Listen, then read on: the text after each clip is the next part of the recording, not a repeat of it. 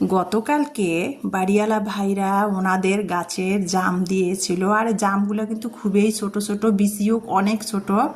জামগুলোর না চামড়াটা অনেক পাতলা, খেতে খুবই সুস্বাদু।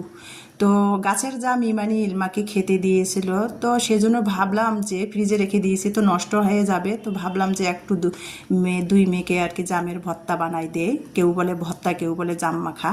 তো এখানে জাম মাখাটা বানানোর জন্য আমি এখানে কাঁচামরিচ কুচাই দিয়েছি, লবণ দিয়েছি, 1 চা চামচ চিনি দিয়েছি, সরিষার তেল, মানে সরিষার তেল, তারপরে চিলি ফ্লেক্স, আর এখানে আমি বিট লবণ দিয়েছি, তারপরে একটু সরিষা পাউডার দিয়েছি, দিয়ে ভালো করে একটা কৌটার মধ্যে নিয়ে ঝাঁকুনি দিলাম। আর জাম মাখা কিন্তু এভাবে ঝাঁকি দিয়ে কৌটার মধ্যে বা বাটির মধ্যে ঢাকনা দিয়ে ঝাঁকি দিয়ে খেতে কিন্তু অসম্ভব মজা লাগে। তো ঝাঁকা দিয়ে মেখে তারপরে এখন খাওয়ার পালা, খাবো। আর এত মজা হয়েছিল জাম মাখাটা। কাসুন্দি দিয়ে আমি জানি যে জাম মাখা আম মাখা মজা লাগে, কিন্তু এভাবেও যে মজা লাগে জানতাম না। খুবই টেস্ট হয়েছে জাম মাখাটা।